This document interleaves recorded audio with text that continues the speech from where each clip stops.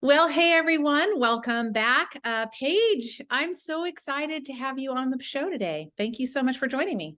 Yeah, thanks for having me. I'm excited to be here. Yeah, so Paige and I met we're in a mastermind of sorts together. And I met Paige, and her company is called The Legal Page. Such a great marketing name, girl. You get an A+ for that, I'm telling you.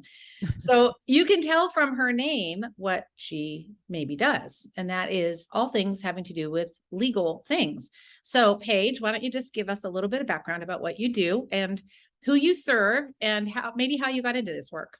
Yeah. Okay. So my name is Paige Griffith. I am the owner and lead attorney behind the legal page. So I am a lawyer and we have other lawyers on board as well, but I'm the lead behind everything that happens here at TLP. I have a background actually in photography and kind of the wedding industry as a whole. So that's kind Ah, of where I got started. I was a photographer throughout law school. Then I dabbled, that dabbling in entrepreneurship got me really excited about it. yeah. And so I wanted to combine both my passions into one. I went and worked for a federal judge after law school, had a really good couple of years as a clerk working in the federal judiciary, which is an amazing opportunity. And then after that, you kind of usually go off into practice. That's like the traditional law life, route. And I decided to do something different. So it was a really good transitional period for me because I was still like deep into the business world and I really started enjoying running my own business. I started going to more conferences, right, with other entrepreneurs and just seeing that life. And the wedding industry as a whole, there's so many like solo service providers and they had a lot of legal questions and they just didn't have really good answers. And so it was kind of my aha moment and niche that I could fill. And then the legal page began in 2018 when I finished my clerkship, and it has grown to what it is today. We have employees and contractors all over the US. We serve hundreds of thousands of business owners, well beyond just the wedding industry now. So 2020 was pretty good to our company because it gave light and Totally. air to our business for other business owners that were needing legal help at that time. So now we serve a multitude of different industries and it's just really fun. I love doing what I do. And it's cool that I can use my legal degree towards something I'm very passionate about. I love that. And kudos again to you for just being willing to step your feet into the entrepreneurial world, which would not be the norm for an attorney other than to open your own practice and be in business Right. as a practicing attorney. You're doing Right. the same thing. You just did it creatively. And what I love is that your footprint now is so huge. It is. Yeah. It is. It's just crazy, Rhonda, how drastically it has grown over just the course of 3 years. I'm still flabbergasted every day that we continually have reach from, I don't just I don't know, this morning it was like a nanny reached out to me and asked me and said I was shared in a group and they're like wondering if we can have a contract. It's just crazy. I'm like, who knew, And we have Yeah. like professional organizers that messaged me last week. It every type of entrepreneur you can think of, I promise you they're out there. That is what I've learned. So, what would you say? So, you know that my audience are healthcare practitioners of all types. So, we have Right. everyone from MDs and DOs all the way through chiropractors and acupuncturists and nurse practitioners and pharmacists and health coaches, all the people that would, be involved in this circle of we call functional medicine or alternative medicine. So, what would you say is the biggest pain point if you have that, given your experience, what would you say is the biggest pain point that you feel that people like us would have? That's question number one. And then the second thing is, what would you say is the number one thing that we don't know that we should know? Mm. Okay. So I Pain will point answer the first. first question, Yeah. which I would say stems across every type of person who starts their own business. You are so close to your own business. You're so passionate about your own business. You're so eager to make your business successful and you love your business more than anyone else. And the Mhm. hardest thing for every single business owner is to delegate and find the right people to delegate tasks to. Yeah. We oftentimes hold our businesses too close. we're not sure of like hiring, you know, or outsourcing to a specific company or a specific person, whether that's actually going to move the needle. We're very hesitant because it's not us. That is the burden of small business Yeah, owners and you're totally entrepreneurs as a right. whole is we Yeah. wear all the hats, and we think we can wear all the hats, but you actually can't. It's not Can't. efficient, and your business won't be successful and it won't grow and scale if Exactly. you're continually wearing all the hats. Yeah. So that's my answer for number one, which definitely transitions us well into what we're going to talk about today. But I would like scream that from the rooftops if I could on any podcast, Yeah. because Yeah. it's something I struggle with. I'm sure it's something you struggle with. Totally. It's a consistent learning lesson as a business owner.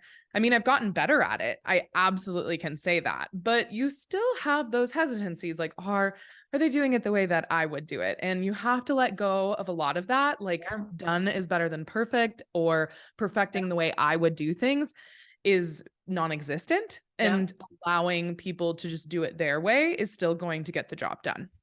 Yeah. So And when you delegate out, there is a sense of letting control of the baby. You're yeah. basically, it's like the first day, you know, you have this baby, you birth this baby, you Yes. have the baby, you're all up in the slime and the nasty and the puke and all the things. And then we got the baby, and then we have to go back to work, and we have to leave the baby with someone. And you're like, is everything okay? What's going on? Did the baby coo? Did they spit up? How many times did the baby poop today? What's going on? What's going on? And we want to micromanage and control all that. And that's our just protective response over the baby we call the business or a practice. But over time, once you get over that heartbreak, there's a heartbreak and an anxiety and all the things that go along with that delegation. But once you've delegated that responsibility and you let that go, it gets easier and it gets easier and it gets easier. And it's not always perfect, but nobody's going to be exactly like you and me. We are pretty awesome, I think, but nobody's going to do it like we do it. So we have to be willing to kind of let that go and let something else happen. So yeah. And I think that would be true for like everybody. Yeah, I would agree. Yeah. And then to answer your second question, that is hard to state simply, because I think there's a lot of things that people don't know they don't know. Yeah. And I think it's really interesting to talk on your podcast, because we're talking to a lot of like professionally degreed, you know, people here. And I think you guys will be able to wrap your head around this a lot more than people who may not have certifications and degrees. But for all intensive purposes, you go to a professional that has a degree for X purpose, right? So we go to a CPA to file our taxes. We go to a doctor, or a specific doctor, like an oncologist, if we need to see them for specific treatment. We would go to an acupuncturist who has, you know, the necessary credentials to be able to do that, and experience to be able to do that. Right. Same goes for psychology. Of course, like you want to go to someone who has a degree. They know. Yeah. Yeah. So it's weird, but I would say the one thing that people don't realize is it's become more commonplace to be your own lawyer and to do a lot of legal things yourself. And I would just tell people, like, listen to that gut reaction that you have if you're going to a professional for the variety of other things I just described, where you're like, I want someone who is certified and has experience and knows what they're doing and has legal malpractice insurance to be able to answer this question for me instead of me trying to figure it out myself. Listen to that gut feeling, right? Because you can get yourself into more trouble as an entrepreneur DIYing the legal things. There are plenty of things, and we're going to talk about them today, that you can do yourself, right? You're trying to wear that chief legal officer hat yourself as a business owner. I get it. Like sometimes it's not in the funds to be able to go hire an attorney for certain things. But when you have that gut feeling that you need to talk to an attorney, or you need to just reach out to someone to get the right legal answer so you know you're on the right path, I would say that is the biggest thing that I feel like people don't listen to that intuition as a business owner enough when it comes to the legal side of running a business. I absolutely agree. I had an attorney several years, so it's probably been, I don't know, 8 or 9 years ago. And she said to me back then, that was kind of before I did much legal. I was like, wearing my own chief legal officer hat, like, oh, I got this. I'll make it sound a little fancy and I'll put a few extra words in there to make it all look good. And I remember finally I had to reach out to an attorney and just say, hey, would you just check this for me? And she said to me, and I'll never forget this. She said, I would so much rather work with someone like you who's coming to me ahead of time and say, could you check this and make sure it's good and solid, rather than what I usually get, which is a phone call that says, oh my Help. gosh, I just got a notice from somebody's attorney and they're a good, and then the poor attorney's like trying to backpedal, like, okay, give me everything. What did you have? What did you say? What's on your website? What's all the things? And she said, the wisest business decision that will save you so much money is to come to me first and let me look at all the things and let's make sure you are airtight as we can make you. Then if anything ever does happen, piece of cake, easy peasy. And I'll never, ever forget that. So since then, I've always had somebody reviewing everything that I do. Yeah, it's a tagline that we use a lot here at the Legal Page, which is be proactive rather than reactive, because you go to lawyers when you have a problem. Exactly. It's like the dentist effect, right? Like it's hard to get people to go to the dentist often for preventative care. I mean, lots of us do, because now we've kind of learned like it actually is worthwhile. Yeah. But it's the dentist effects. It's the pull. Like people don't want to go to the dentist for preventative measures.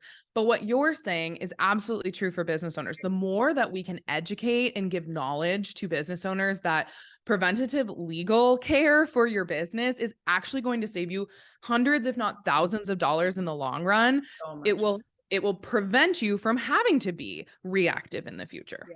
Yeah, I absolutely agree. So when it comes to, I think the one thing that we all, at least in my world, what we do as a small business owner, one of the things we're going to do right away is we're going to be doing the solopreneur thing. Like, so then we are wearing all the hats and doing all the things and trying to make all the legal decisions and all that. And then it comes to the point where we get so busy and we have to like hit that fork in the road where we decide, do I want to stay small? And I'm sure you have the same thing. Like when you started out your entrepreneurial journey, you didn't have a, cadre of people behind you saying, I want to work for you. I want to work for you. You're doing all the things too. So we do all the things. And then we come to that fork in the road where we're like, oh crap, I cannot keep this up. I'm either going to stay exhausted and worn out and, strung out and trading time for money, or I can hire someone, bring someone into my practice that'll help me then grow and scale.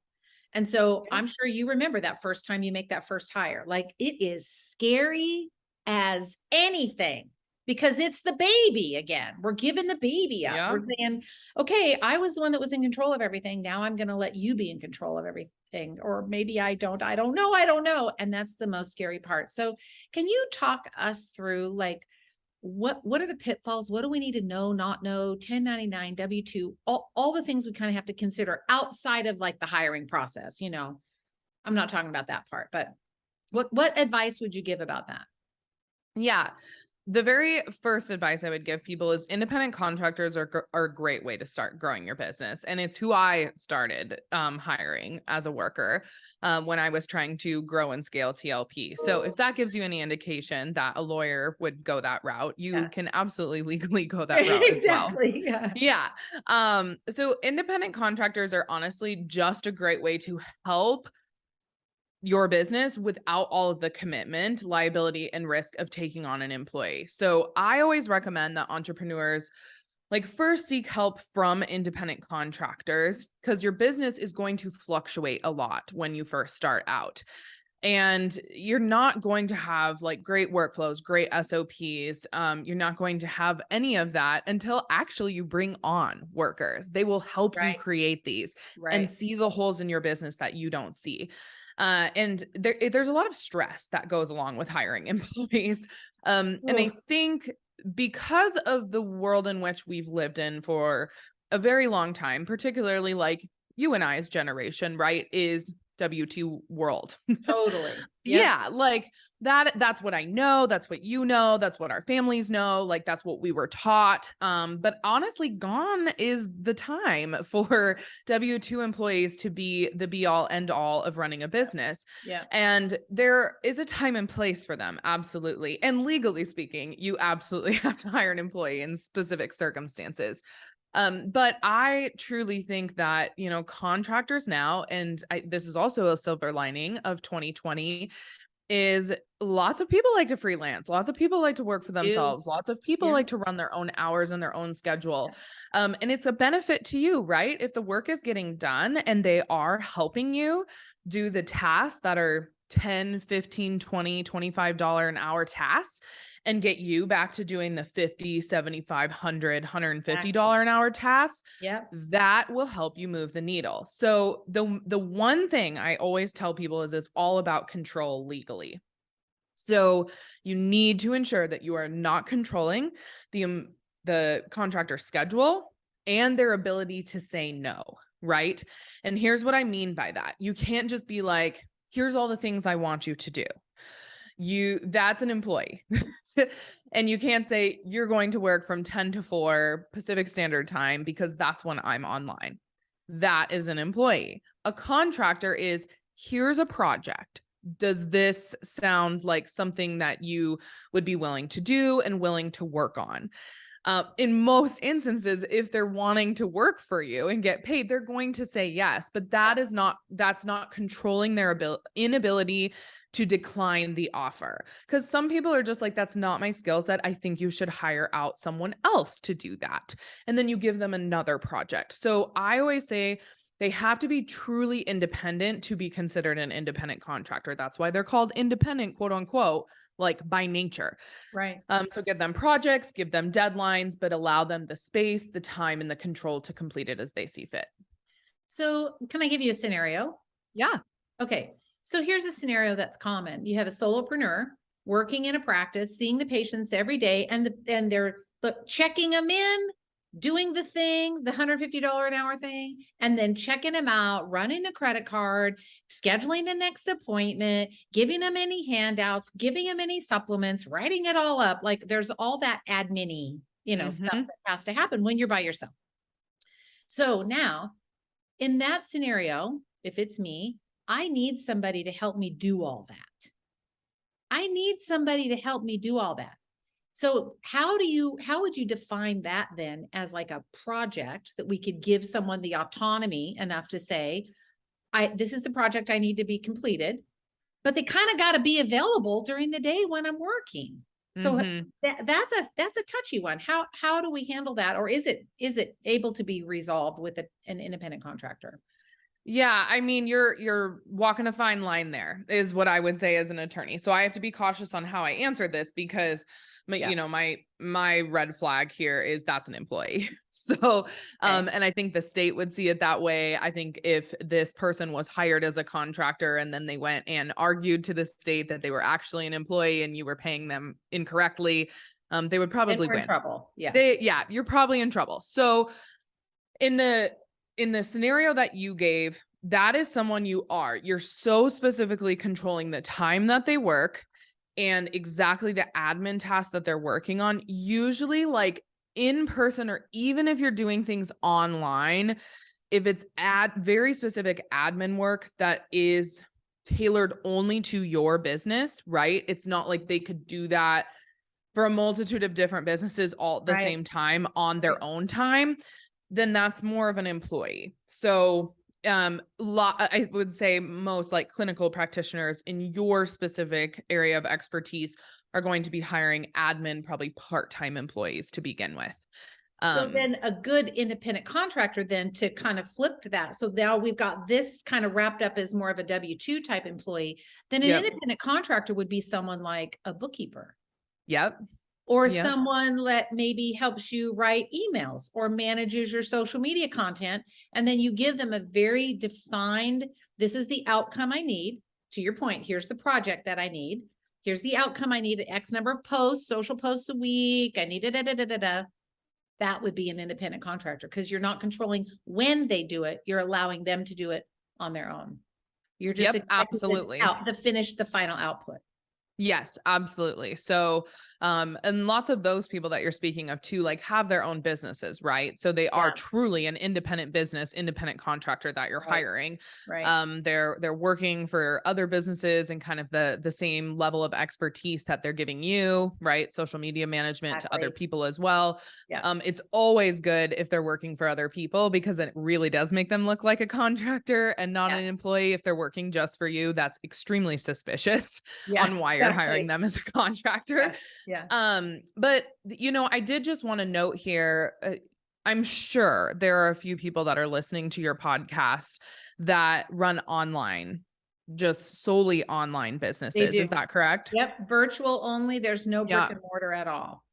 Yeah. So, if you're virtual only, there's a lot of virtual assistants out there that can help you. Yep. And you can still offer that same flexibility, right? Like maybe they need to be online at least some part of the day that you're online. That's fine. That's very commonplace nowadays in this online virtual world that we all live Yeah. in. Yeah. But they still can like answer you from their phone while picking up their kids at childcare, and then they get back to their computer and are still able to work for you on their own time.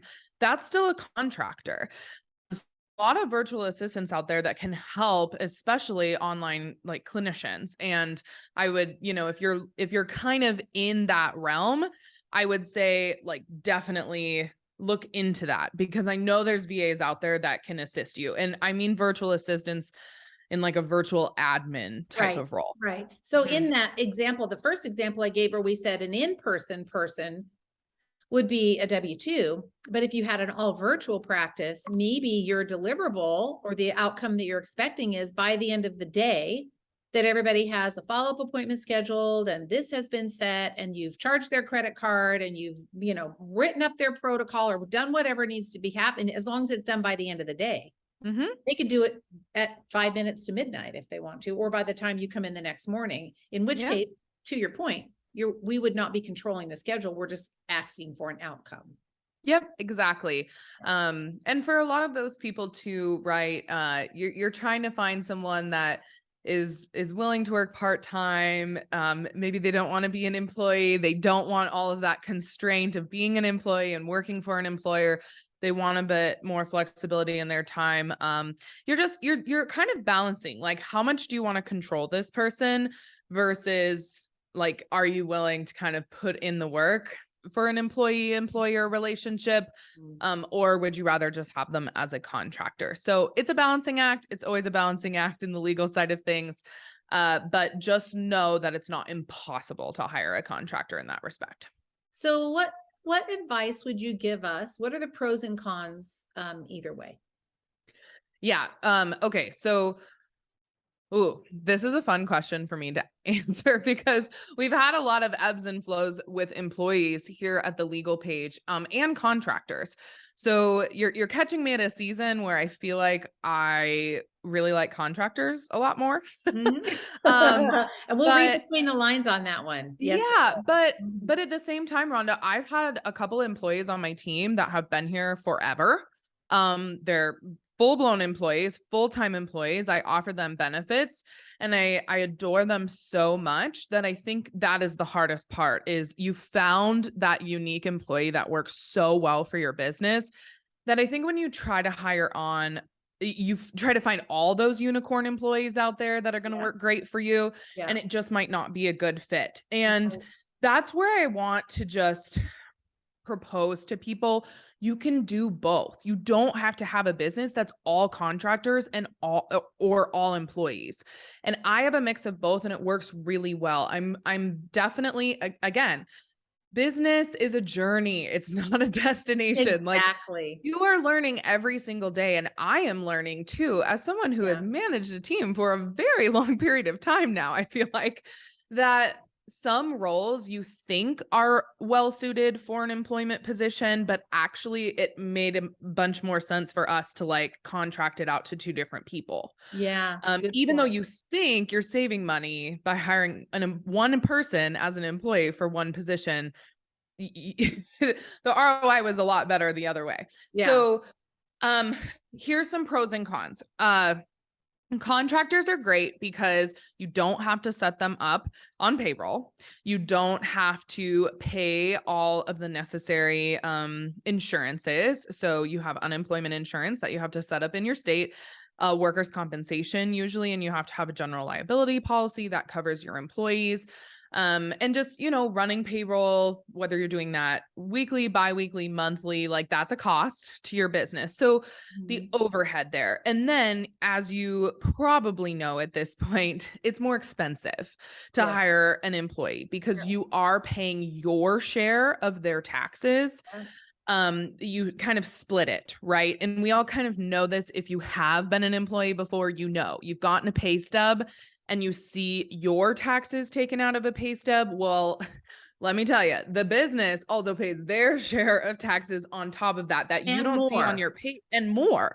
Yeah. So usually it can be anywhere from, I'm just going to do like a $10,000 salary for an employee, just for all intensive purposes, right? Like bump that up times 10 or times 7 for like normal employment. Yeah.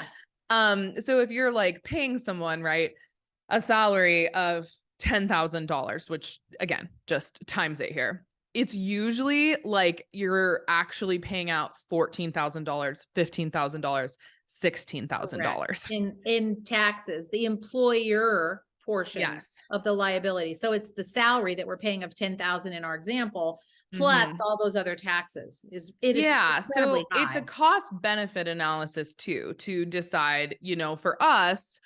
And for you, I'm sure you've done this as well. Like, no, the control and having my ability to be able to tell this person what to do, how to do it, working specifically for my business, that is worth that cost. And it is for my friends, thousands, hundreds of thousands, millions of business owners. They would prefer employees. Right. So don't get sucked into the trap that like you have to hire a contractor, but contractors are great. Again, when you're just starting out, maybe you are running you're trying to transition from a brick and mortar to more of a virtual practice. There's a lot of leeway there for contractors. Absolutely. And then you're just paying them $1,000 a month as like their monthly rate.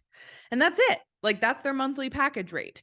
And you're paying them the $1,000 and then you hand them a 1099 NEC form at the end of the year. Correct.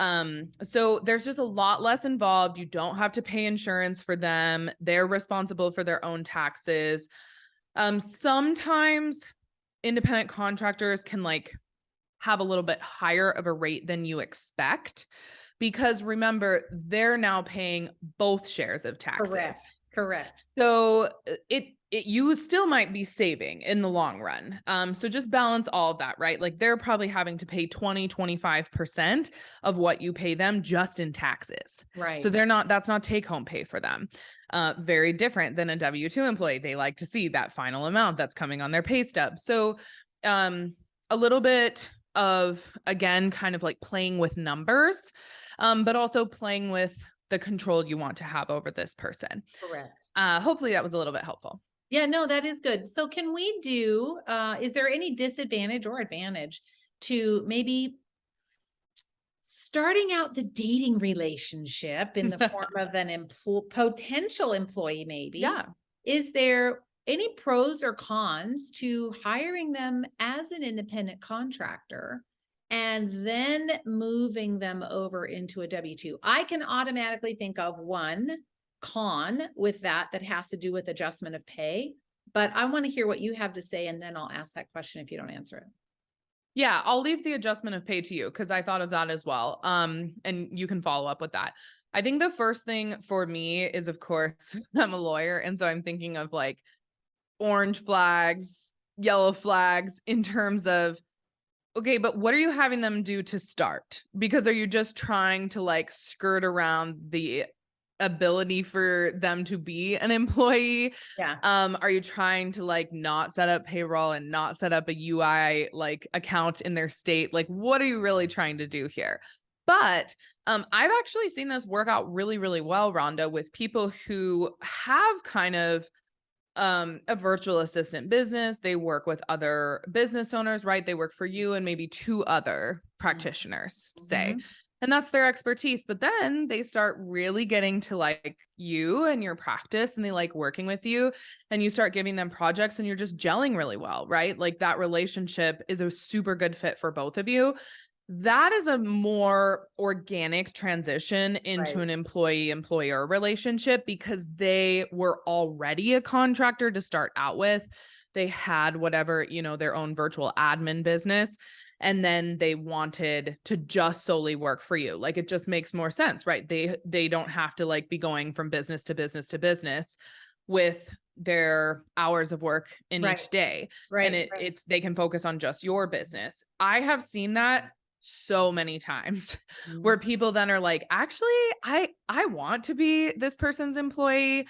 It would give me a lot of like, weight off my shoulders of having Ability. to like, Yeah. yeah, like Yeah. just Yeah. benefits, security. Like people do want that after some people really do want that after a certain period of time of trying to run their own business or trying to be their own, virtual assistant for other people or contractor. Right. But again, you have to be really, really careful because if you're trying to just have them as a contractor just because you want to like have Avoid a the tax. probationary Yeah. Yeah. period. Yeah. Yeah. It's like you're trying to put them in the contractor bubble for like 6 months to see if it's going to work out. And then it doesn't. And you're like, hey, no harm, no foul.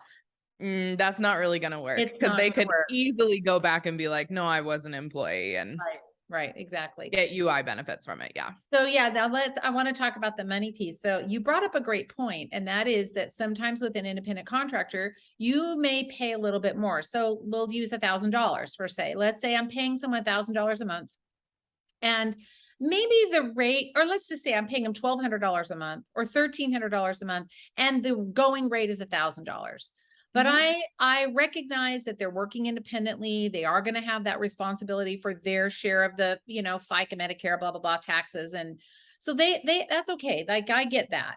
So I'm going to pay them a little bit more, maybe $1,200.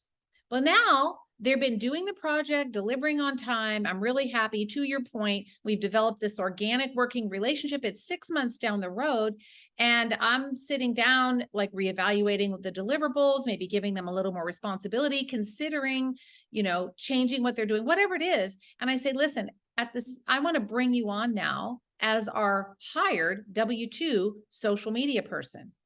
Well, now Yeah. remember, I paid them $1,200 a month, and now I'm bringing them in as an employee. That rate of pay has to drop because Mhm. we can't pay them 1,200, and now I still have to pay that. So we have to be willing to have the conversation about adjusting the pay back down to where it needs to be, so Mhm. that I'm not getting, I kind of paid them ahead for their the taxes. And then if I bring them on at that same rate, I'm now paying those taxes again. And so Mhm. the new employee now ends up really, then that's when the cost analysis has to be done, because you could be paying them significantly more. So that's always one thing that I'm cautioning against. I hope I explained that well. I know you know what I'm talking about, but I hope the listeners kind of get that. So there's a very much, when you move someone from that 1099 project based into an employee role, you have to have a conversation about renegotiating pay. Yep, absolutely. I Yeah. think that's a really good point for lots of people. And maybe you're bumping them up a little bit, but but not like the $1,200 is bumping up, right? Like maybe Exactly. you are negotiating down to like $1,000 again, but now you're gonna do like 1,100. Like you're meeting them somewhere in the middle. Yeah. So Yeah. especially Yeah. because now they're like just working for you. So Right. uh if you guys aren't catching the drift of this episode, a lot of it's balancing and a lot of it's just like figuring Totally. out what makes Totally. the most sense for your particular business too, and your finances and your ability to like be a manager and a leader to employees if that's the route you decide to go. Yeah. Yeah. So, Paige, this has been super, super helpful. Is there anything else that you want to say with regard to this? I'm so glad that we, decided to talk about this hiring thing, because it's a big sticking point for people. They're scared. They don't know, if am I going to give up control? What if the person doesn't work out and I have to fire them? Well, hey, firing happens. Yeah. happens, firing happens. It just Mhm. happens, and we have to do it sometimes. But is there anything else you want to say that we may have like skipped over or not talked about? Yeah, I mean, the biggest thing that I really want to mention to people is having the right contracts in place for whatever type of person Oh, that you bring good. on board. So, Yeah, that's I'm so a contract attorney. That's mainly what I do day in and day out. And so I just didn't want to forget to share this piece. Independent contractor agreements, employee agreements, employment agreements, also known as, and employee handbooks, and kind of the difference between the three. yes. Let's So, talk about that. yeah. So independent contractor agreements are exactly what they sound like, right? It's a work made for hire situation. They are a contractor for your business. This is a vital, vital legal document to have when you're hiring on a contractor. So if you do decide to hire on a contractor, either you're sending them your company's IC agreement or they're sending you their agreement. Mhm. But you just want to make sure that it has kind of work relationship clauses surrounding that they are a contractor and no employee employer relationship is formed by working together. That's like your first line of defense if something were to come up. Like we agreed to this relationship when we Right. first started working together. So make sure you have that signed agreement between all parties involved. If you're hiring an employee, it's kind of like a 3-step process. So just let me quickly go through it. And we've all, hopefully, I always say we all, it's hard for me, Rhonda, because I understand that there are people that are 18 to 25 years old right now. I know. I'm ballparking, right? There's probably 32-year-olds out there as well that Yeah, have never been a W-2 employee. And correct. um, so when I say we all, just you guys, just for all We'll roll. intents We and get what you're saying. roll with it. For all intents and purposes, many of us have been a W-2 employee and we've gone through this process where you get a job offer letter. And this is mainly for like salaried positions that you would send a job offer letter, or full-time positions, part-time positions. Sometimes it's like just an email or a phone call that you got the job, right? So formal job offers are great to use because it kind of binds you guys to work together. You're not going to offer the position to someone else and they're agreeing to work with you. So it kind of cools the jets of everyone involved. Then the employment agreement. That is what the employee is going to sign when they start working for you. So usually day one. Sometimes, especially if you're running an online virtual business, and I consult people in this respect all the time, you may be giving your employment agreement to them in advance of their first working day so that they have time to look over it, so you Right. guys can kind of come to a mutual understanding or meeting of the mind, so to speak, in legal terms, of what you want that employment agreement to look like. Maybe you're negotiating benefits or something along those lines for them to confirm and say yes. Right. And then you have an employee handbook. And this is a piece of the puzzle that I see missing from a lot of people's businesses is an Oh, employee agreed. handbook. Yeah. An employment agreement is a binding document. An employee handbook usually isn't binding, but it's like more of a guide for your employees on what to expect within the company. So it's a comprehensive document that outlines all of your business's policies, procedures, and expectations of the organization. If they have a question about how payroll is ran, they go to that document. If they have a question about how to ask for PTO, they go to that document. And if they have a question about your like how the company speaks on XYZ by behalf, they go to that document. So yeah, lots of things included in that document, but it's very much aligned with what's in the employment agreement. Mhm. It's more thorough, however, and it's more Yeah. conversational, and it's something that your all employees agree to together. So it's more of like a commonality document between everyone in the organization with that employee handbook. So those 3 things are really important to kind of remember when you're hiring on employees, whether that's part-time or full-time for your business. And then contractors, it's pretty simple. Just Yeah. one IC agreement. And then I do suggest that you also get an I-9 from them. Because you will be sending you can just go onto the irs.gov website and download an I-9. And then that is the document you will use to give to your bookkeeper or CPA at the end of the year. If you paid Right. them, an independent contractor, if you've paid them over $600, you have to send them a 1099, but to send them Right. a 1099, you need an I-9. So I-9. yeah. Yeah, exactly. Yeah. That's like so helpful. I would agree that very often, just employment is agreed upon. Like, let's say I'm going to hire a front desk person. I'm going to pay you $20 an hour, $25 an hour, depending on where you live. And here we go. And they say yes. And then you just have them fill out the W-4 Yep. and forget about the I-9. And then here's your desk and here's the computer password. Mm-hmm. And that's it. And that's all we have. And that is a shame because it doesn't set anybody else up to win, Mm-hmm. including the employee, and most especially not the business owner or the clinician, because there's a lot of liability that you're assuming by doing that. So, Paige, Yep. how can, I'm sure that everyone listening is like, oh, shoot, I need Paige. I need the legal Paige. So, how can everybody get in touch with you? What's the best way to reach out to you? Yeah, the best way to reach out to us is through our website. So you can go to the legal page, paige.com. It's a play on words of my first name, as Rhonda said at the beginning. Trademark that right away, my friends. Yeah, exactly. And yeah, we have all kinds of contract templates and documents that are available on our website. So we are a contract template shop. So all of those documents I just talked about are there if you Good. want a good starting place. We've drafted these specifically for myself and my legal team for small business owners just like you. So they're better than any other document you'll find out there. And then you can use them. It gets you about 99% of the way there. It's a good way to DIY things on your own with the help of a licensed attorney Right. without having to hire them for $500 an hour. Yeah. Yeah. And if you have like specific questions related to your business, we can sometimes answer those, but a lot of times we just answer them in our private Facebook group community because of attorney-client privilege and legal ethics and responsibilities. Myself and my legal team are in there, as are thousands of other business owners, and everybody asks questions in there, and then we monitor it and answer. If you're looking for more one-on-one help, we don't custom draft contracts or do legal consults or anything along those lines. I do have a law firm that helps with intellectual property. So if you need help with copyright issues or trademark issues, we can help you. But certainly reach out to us on our website because we have a good referral system and we can point you in the right direction. Nice.